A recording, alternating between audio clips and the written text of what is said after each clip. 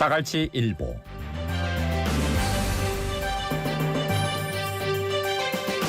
떠오르는 이슈와 부산 뉴스까지 짚어봅니다. 자갈치 일보 시작할게요. 네, 동서대학교 이성수 교수님 스튜디오에 모셨습니다. 안녕하십니까? 네, 안녕하세요. 이승수입니다. 네, 반갑습니다. 자, 오늘 첫 뉴스는 이 대선 후보들의 행보를 좀 정리해 보려고 하는데요. 이재명 후보가 제주도를 찾아서 국가폭력범죄의 공소시효를 영구 배제하는 법안이 국회를 통과하면 즉각 사인하겠다고 밝히는 모습을 보였습니다. 네, 그렇습니다. 제주 동문시장 유세에서 국가폭력범죄는 영구적으로 공소시효를 배제해서 행위자가 살아있는 한 반드시 형사처벌을 받게 하겠다라고 말했는데요. 또 민사 손해배상 소송 소멸시효도 제안해서 범죄자가 재산을 물려준 범위 내에서 후손들까지 책임을 지게 하겠다라는 의사를 표명했습니다. 예, 김문수 후보는 대통령이 되면 한미 정상회담을 갖고 관세 패키지 협상을 추진한다 요라대야. 네, 그렇습니다. 또 고소득 전문직 노동자에 대해서도 주 52시간제 적용 예외를 추진하겠다라고도 했습니다. 김문수 후보는 22일 MBN 방송연설에서 대통령이 되면 취임 즉시 한미 정상회담을 가지고 관세 패키지 협상을 추진하겠다라고 하면서 통상교섭본부를 경제안보교섭본부로 확대 개편해서 통상방어 체계를 강화하겠다라고도 했습니다. 그리고 상생의 선순환을 이루는 노동개혁을 추진하겠다라고도 밝혔는데요. 김문수 후보는 유연 근무 요건을 강화하고 노동자의 선택권을 넓혀서 내 일과 내 삶에 딱 맞는 주 52시간제를 도입하고 고소득 전문직 노동자의 주 52시간 예외를 추진하겠다라고도 밝혔습니다. 네, 자 이재명 후보와 김문수 후보의 행보를 좀 정리해드렸고 어제 개혁신당 이준석 대선 후보가 국민의 바다볼 투표용지에서 기호 4번 개혁신당 이준석의 이름이 선명하게 보일 것이다 이렇게 밝히면서 단일화는 없다. 아주 강하게 완주 선언을 했습니다. 네, 그렇습니다. 이준석 후보는 이날 국회에서 긴급 기자회견을 열어서 이번 대선 끝까지 이준석 개혁신당의 이름으로 반드시 승리할 것이라고 말하면서 그같이 말했는데요. 그간 국민의힘 김문수 후보와의 단일화는 없다는 입장에도 투표용지 인쇄일인 25일을 앞두고 국민의힘의 단일화 구애가 계속되자 더욱 명확히 선긋기에 나선 것입니다. 자, 외부의 회비와 압력에도 우리가 흔들리지 않은 이유는 우리가 만들고 싶은 대한민국이 있기 때문이다 이런 말도 했었는데요. 김문수 후보는 단일화를 요청받던 입장에서 이제 단일화를 요청해야 하는 상황이 된 상황입니다. 근데 이제 단일화를 거부해서 보수 진영이 패배하면 책임론에서 자유롭기는 어렵지 않냐 이런 지적도 있지 않습니까? 네, 그렇습니다. 이준석 후보는 단일화 거부로 보수 진영이 패배한다면 책임론에서 자유로울 수 없다라는 지적에 자유롭다라고 오히려 반박하면서 저는 완강히 단일화 거부 의사를 밝혔고 국민의힘은 계속 스토킹하거나 이준석을 까기 시작할 것이라면서 전자나 후자 다 단일화는 진정성 없는 행동이라는 것이 입증될 것이라고 이렇게 주장했습니다. 네. 예, 자 이어서 2차 TV 토론에 관련 소식인데 제21대 대통령 선거 주요 후보자 4명의 TV 토론이 23일 오후 8시 서울 여의도 KBS 스튜디오에서 진행이 되지요. 네, 그렇습니다. 앞서 18일 열렸던 1차 토론에 이어서 두 번째 토론인데요.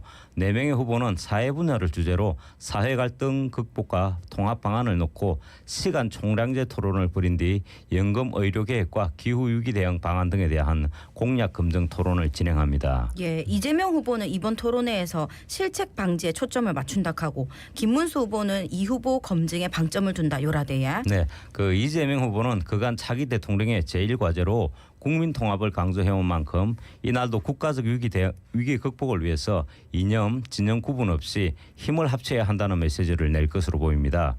이 후보는 의료연금 계획 분야 토론에서 윤석열 정부를 비판하면서 계획 과제를 완수하겠다라는 의지를 피력할 것으로 보입니다. 반면에 김문수 후보는 이 후보 검증에 방점을 두고 이 후보의 약점을 부각하는 데 집중할 것으로 보입니다. 김문수 후보는 앞서 1차 토론 당시 초반부터 이재명 후보의 커피용가 120원 발언을 언급하면서 공세적인 어떤 그런 검증을 한 바 있습니다. 예.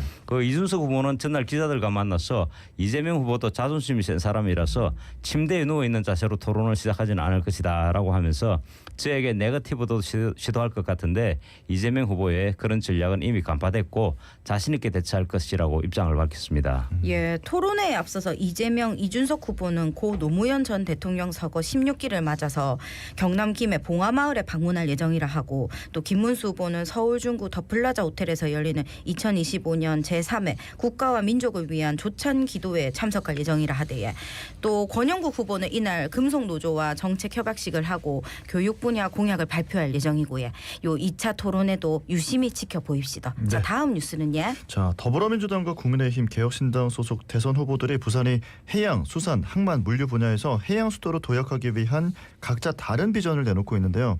해운 대기업 HMM의 부산 이전을 두고 민주당과 국민의힘 두 후보는 모두 찬성 입장을 내비쳤지만 이재명 후보가 불경 공약으로 띄운 해양수산부 부산 이전에 대해서는 후보별로 입장이 다른 모습이었죠. 네, 그 김문수 후보와 이준석 후보는 해수부 이전에 대해서는 부정적 입장을 밝혔습니다. 예. HMM 부산 이전에 대해서는 김문수 후보는 찬성, 이준석 후보는 반대 입장입니다.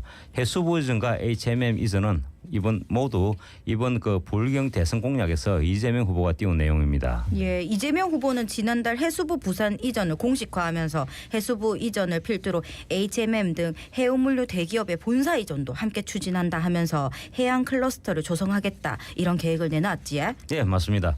그렇지만 김문수 후보와 이준석 후보는 해수부 이전이 오히려 행정 비효율을 낳는다라고 지적하고 있습니다. 예. 그 김문수 후보는 해수부는 해운 물류뿐 아니라 관광, 해양, 해양 주권 등 다양한 업무가 중첩된 복합 부처라면서 상시 해비를 막는 지역 이전은 부처 간 네트워크를 해쳐서 해양 수산업 위기로까지 이어질 수 있다라고 밝혔습니다. 네, 그러니까 해수부 이전에 대해서는 좀 이견이 있었고 HMM 이전에 대해서는 김문수, 이재명 후보가 의견이 같은 거죠. 네, 그렇습니다. 그 김문수 후보는 해양 분야 발전에 시너지를 내기 위해 HMM 부산 이전은 추진돼야 한다라고 밝혔습니다.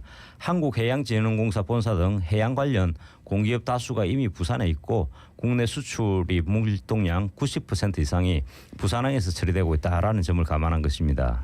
네. 예. 자, 지금까지 이제 HMM 부산 이전에 대해서 부산일보 저희 지역 언론이 취재한 내용을 좀 정리해서 전해드렸고요. 이준석 후보 입장도 정리를 좀 해드리겠습니다. 네, 그 이준석 후보는 HMM 이전에 대해서 정부의 강제가 아닌 기업의 자율적 선택으로 이루어져야 한다라는 입장을 냈는데요. 이준석 후보는 인프라와 인센티브 등으로 기업의 자발적 이전을 유도하는 방향으로 해양 관련 기업 이전을 추진해야 된다라고 강조했습니다. 그 부산의 해양 수도 육성 방안을 두고 이재명 후보는 북극 항로에 초점을 맞추는 반면에 김문수 후보는 산업은행 이전과 특별법 제정 등을 강조하고 있고요. 그 해양 수도 밑그림 단계에서부터 이렇게 진영 간의 주도권 싸움이 펼쳐지고 있다라는 것입니다. 예, 참 주도권 싸움으로 공약을 내놓을 게 아니고 진짜 부산의 미래를 생각해 주셨으면 좋겠습니다. 아직에는 부산이 성장 잠재력이 충분히 있다고 보거든요. 네, 저 이렇게 뉴스를 전해드렸고 다음 뉴스도 부산 뉴스입니다. 김해국제공항에서 매년 보안 사고가 증가하고 있다고 하는데요. 보안 요원들은 김해공항 이용객 급증에 따라서 발생할 수 있는 보안 사고에 대비하기 위해서 인력 충원 등 대책 마련이 필요하다 요구하고 있습니다. 네, 그렇습니다. 그 2020년부터 지난해까지 김해국제공항에서 발생한 보안 사고는 총 29건입니다. 통상 이제 승객 신분 확인 과정 소홀과 유해 물품 처리 미흡 등이 보안 사고로 분류되는데요. 실제로 지난해 10월 김해공항에서 유효 기간이 만료된 여권을 소지하거나 타인의 여권을 가진 승객이 신분 확인 게이트를 통과하는 보안 사고가 잇따라 일어나기도 했습니다. 요 보안 사고가 해마다 증가하고 있대요. 2020년에서 2023년 동안은 10건에 불과했던 보안 사고가 지난해에만 19건이 발생했다 하던데 올해는 이달까지 벌써 9건의 보안 사고가 발생했고요. 네, 그렇습니다. 그 이러한 보안 문제에 대해서 과도한 근무가 원인이라는 의견도 있습니다. 김해공항의 보안 요원은 5조 4교대로 근무를 하는데 한 명의 보안 요원이 4일을 일하고 하루를 쉬는 형태입니다. 반면에 인천공항은 7조 4교대를 운영하고 있는데요. 4일 일하고 3일 쉬는 구조입니다. 다른 공항에 비해서 김해공항에서 일하는 보안 요원의 근무 부담이 훨씬 큰 셈이라고 볼 수 있는 대목입니다. 이에 따라서 급증하는 항공 이용 수요에 대비하고 현행 근무 체계를 개선하기 위해 인력 충원이 필요하다는 주장도 나오고 있습니다. 그 지난해 기준 김해공항 국제선 이용객 수는 900만 명을 넘겼고요. 올해는 1000만 명을 넘길 것으로 예상됩니다. 김해공항에서 보안 요원은 250명 정도인데 반해 김포공항, 제주공항에서 근무하는 보안 요원은 300명이 넘습니다. 예, 이게 수년째 이어지는 고질적인 문제인데도 한국공항공사에서는 대화 자체를 거부하고 있다고 전국 보안 방제 노조가 이야기를 하대야 작은 사고가 자잘자잘하게 늘면 큰 사고로 이어질 수 있다 아닙니까? 확실한 대책 필요하겠습니다. 네, 자갈치일보 오늘 여기까지 살펴보겠습니다. 동서대학교 이성수 교수님과 함께했습니다. 고맙습니다. 고맙습니다. 네, 감사합니다.